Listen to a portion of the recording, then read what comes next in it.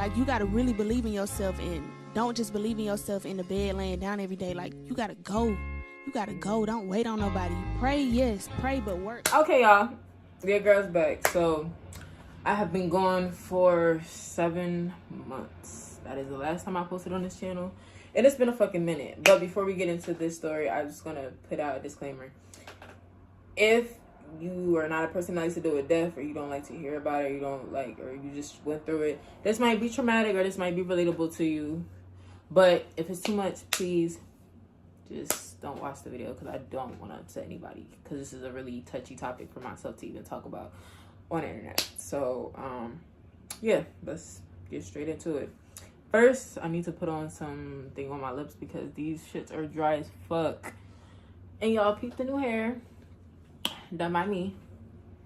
But anyway, y'all, we're gonna just get straight into the video. I'll be right back when I get my chapstick. To say, while editing this, y'all, she had stage 4 progressive breast cancer along with the metastatic breast cancer, and then she had the third cancer, which they don't even know what type of cancer that was, because it was a foreign one, and that one was the one that was causing the tumors and stuff to pop up on her body. So I just wanted to add that part in there real quick in this video so y'all can kind of understand what she was dealing with. All right, I'll be back. So today's topic is going to be me telling you guys the story of how recently, in the end of January 2026, I lost my mom. This was a very hard thing, and it's like still a hard thing for me to talk about, so like bear with me while I go through the story time, because it's going to be very very touch and go with this situation. So my mom, she was 54. Her birthday was July 2nd. She was a Cancer. Unfortunately, she did pass away from having cancer. She had 2 types. She had metastatic breast cancer. She also had like regular breast cancer. And then she had another type that kind of came on later on, which I'll get to in a second. So my mom was diagnosed with breast cancer about 3-4 years ago.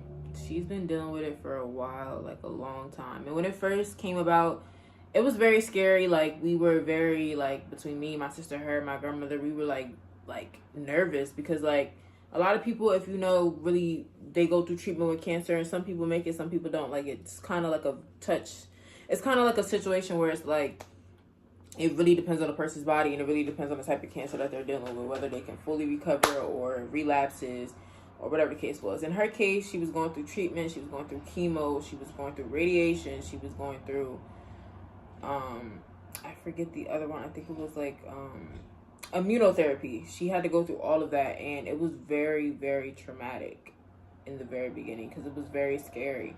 And unfortunately, she ended up having to go under breast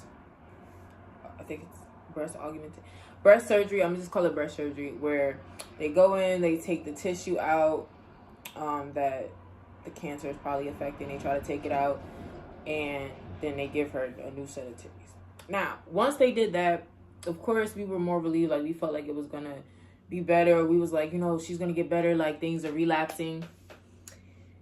And she went through this for about 2 years, and like, it was up and down. Like, I wasn't used to seeing my mom like that. And if you're a person who, like, it's almost like watching someone go from like running miles every day and being active to just being so dependent and almost being unable to do the regular activities. It kind of messes with you, because it's like, damn, like, I remember when you used to, like, you could do this. I remember we used to be able to go out, and it's like now, like, you're sleepy all the time, like, you can't drive. It's like, I kind of was trying to process all of that, and like, honestly, just know how to operate around that. And I was like really fucking difficult, because it was like, I wasn't used to seeing my mom like that. Like, I wasn't used to her not like always being on the run. Like, that was new to me.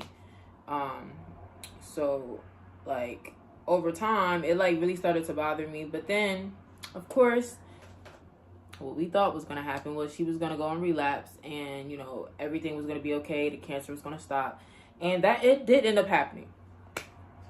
But unfortunately, recently, before January came, she was going through a lot. Like, they were doing surgeries back to back. They kept cutting her open, trying to test all the tissues and the nerves and They were just doing back-to-back surgeries, and it was like getting to the point that like I personally was getting emotional, because it's like, you guys said that she was going to do all this treatment and, you know, and it was going to work and it was going to get better. And don't get me wrong, I'm not trying to blame doctors, but it's like, when you give somebody that, what's the word? When you give somebody that, that hope, that feeling of hope that shit will get better, and then turn around and everything just crashes. And it's like, then y'all just running around testing and doing this. It was like, it was getting frustrating, because I got to the point, I was like, just stop cutting on my mom. Like, stop doing these surgeries. Stop putting her through all this, and y'all don't know what the fuck y'all are doing, or y'all don't know what's going on. And like, that frustration just kept building up to the point, like, I just end up getting like so upset. And of course, a mother can always feel her daughter's frustration, her anger, her pain, her hurt. And I think my mom started feeling that for me and my sister, of how frustrated we were, of just like feeling like she wasn't getting what she deserved. She was just becoming a test dummy, basically, for doctors to kind of just toy and just dibble and dabble and do surgeries for research. So once she ended up having the surgery, she had 3 of them. One, they had cut, like right here, I'll show y'all, they had cut her thigh open. It was like from like down here all the way up. They had cut it open, and they had removed cancerous tissues out of the nerve that was in her leg. And then of course, like, she had the port and stuff in her chest from prior, when they had to do the chemotherapy and everything like that. So ultimately, she had a lot of surgeries done, and all of these surgeries were supposed to help her get on a path of treatment.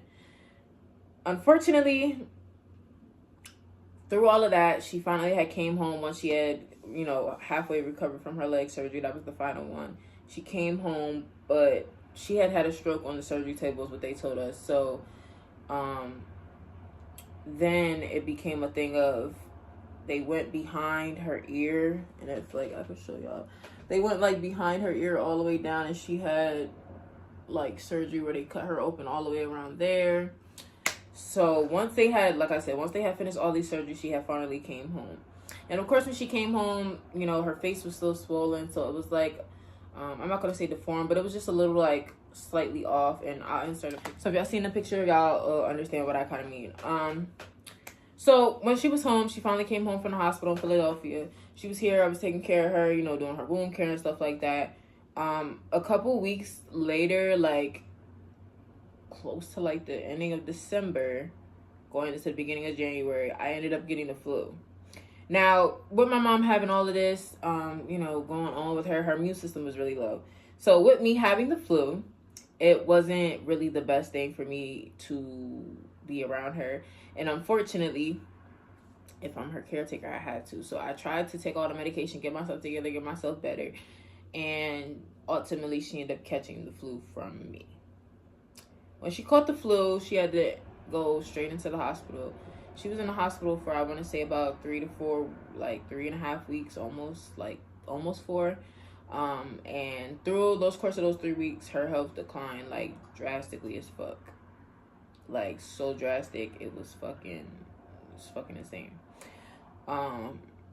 Everything was going down. Like, she wasn't eating, she wasn't drinking. Like, it was almost like a fucking turnaround. Like, it was like, I couldn't even fathom to understand how her fucking health declined that quick and so fast. Like, still to this day, I'm trying to process that shit. So once she came home after those 3 weeks, they had decided to put her on hospice. And if you guys don't know what hospice is, it's basically when somebody is in the stages of potentially passing away soon or later. So they put them on hospice care, which is like full 24/7 care. They can't get out of bed.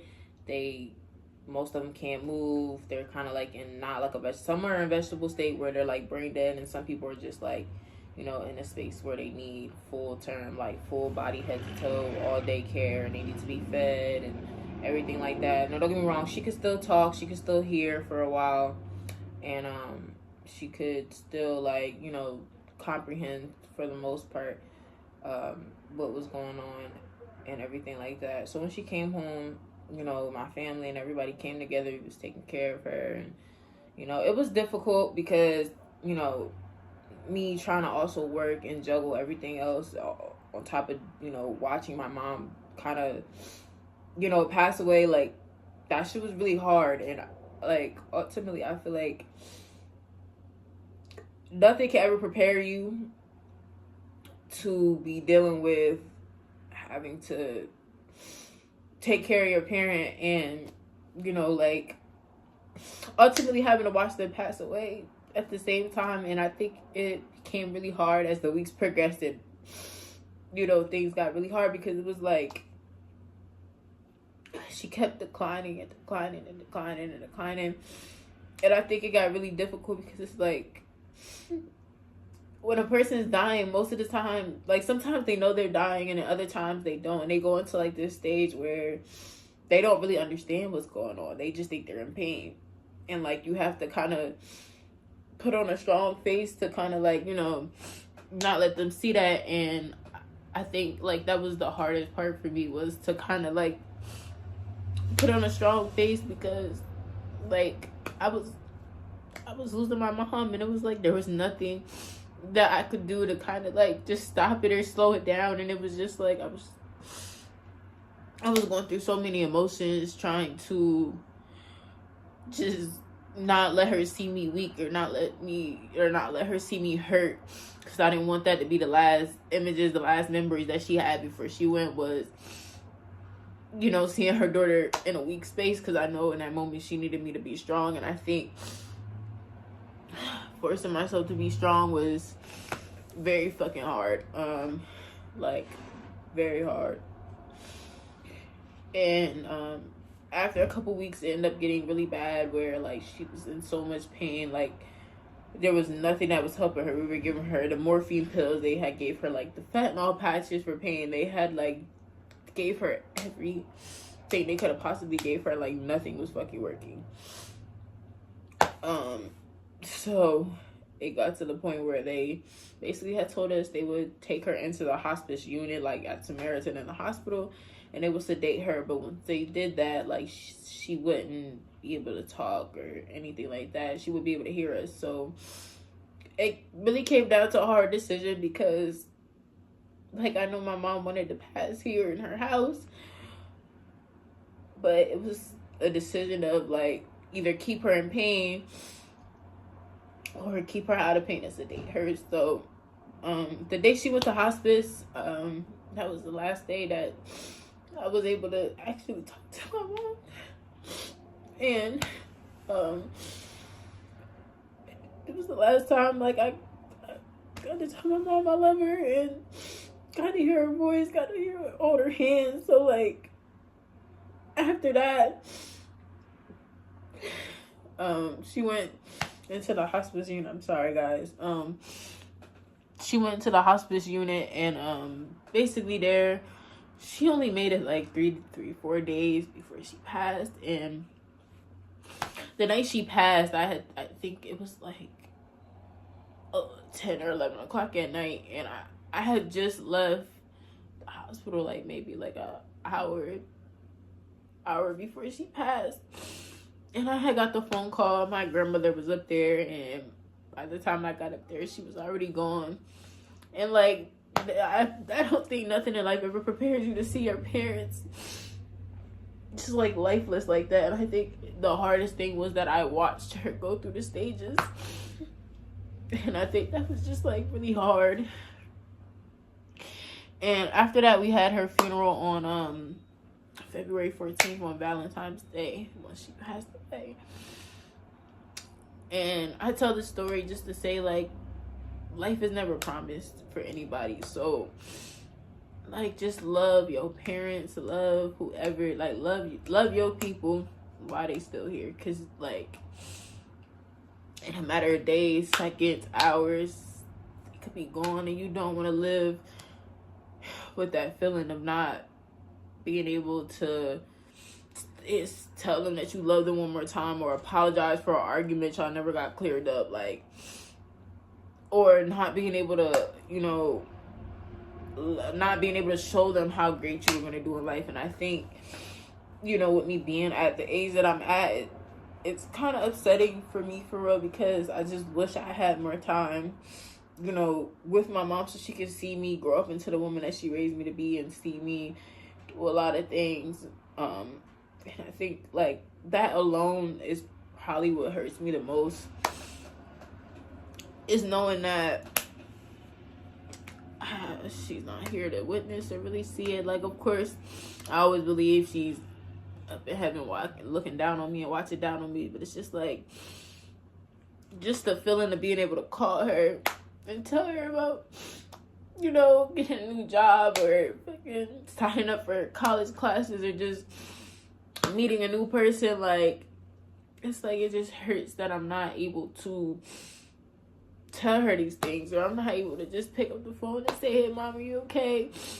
Like, you want to go somewhere, or just hearing her voice. So I just wanted to get on here and just kind of just share my story. And, you know, I know it's a lot of people out there who lost their parents who can really relate to this. So if you are, or if you recently just lost your parents, or if you lost your parents a year ago, a decade ago, like, I just want to say I'm proud of you for pushing through. And in the long run, it may never, ever, ever feel normal to you. You may never, ever feel like it's okay. You may still cry 1,700 years later about it, but that's okay, because life doesn't prepare you for that. Life is never going to prepare you for that.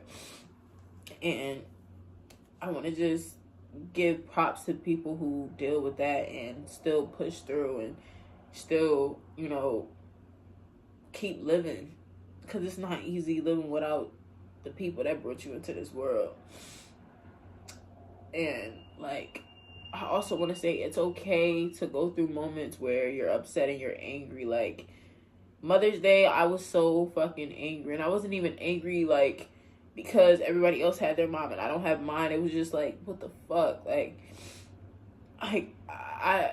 it's like an unexplainable feeling. Like, and I try to tell people, like, if you've never been through it, like, you wouldn't be able to fathom or imagine or really feel how it feels to you experience. And I've been told by a lot of people, like, that's wrong to say, but that's the truth. Like, when you really look at shit the real way, like, until you go through something, you'll never understand genuinely, truly how it feels. Like, you can understand and sympathize with, you know, the fact that they lost somebody, but to lose your mother, the person that gave you your life, and to have to, you know, watch and put that person to rest, that shit is a different type of fucking pain.